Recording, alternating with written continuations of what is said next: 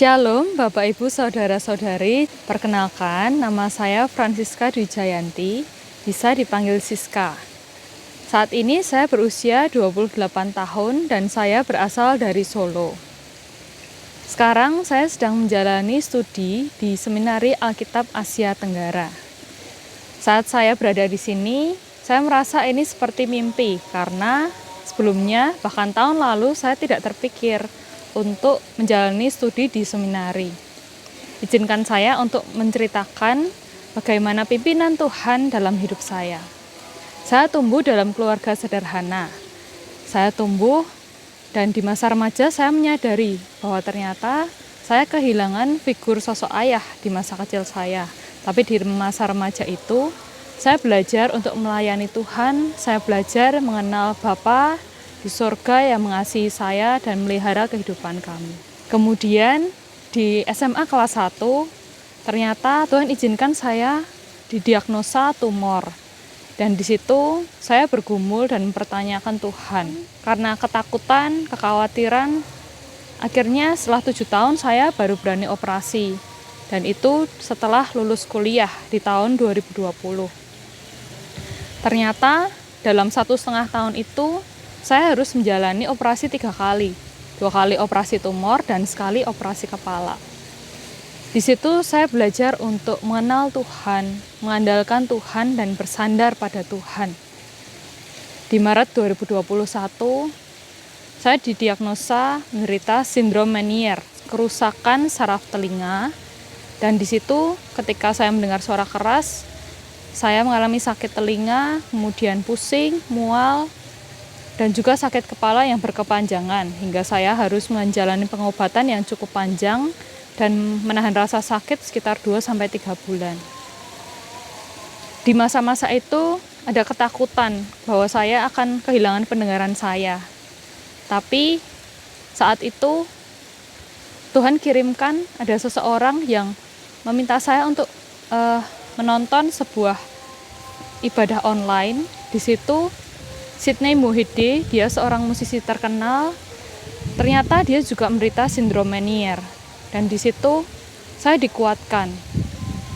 Beliau mengatakan dalam Yohanes 16 ayat 33, dalam dunia kamu akan mengalami kesusahan dan penderitaan, tapi bergembiralah, karena aku telah mengalahkan dunia. Dalam hidup ini, ketika kita hidup bersama-sama dengan Allah, bukan berarti kita kebal terhadap penderitaan atau kesusahan, tapi di dalam kesusahan itu kita memiliki Allah yang memberikan damai sejahtera. Setiap kita punya pilihan untuk menceritakan kesusahan, penderitaan, atau kita mau menceritakan karya Allah dalam hidup kita.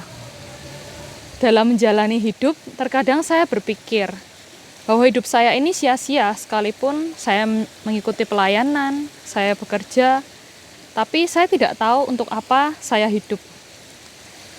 Kemudian saya diperkenalkan dengan perusahaan yang rasanya memberikan harapan.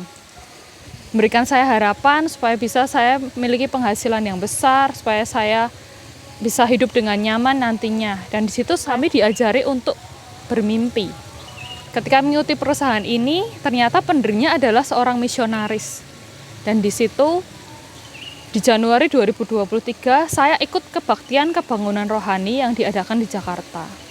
Di situ saya ditegur, karena pendirinya sendiri berkata, Matius 6 ayat 33, tetapi carilah dahulu kerajaan Allah dan kebenarannya, maka semuanya itu akan ditambahkan kepadamu.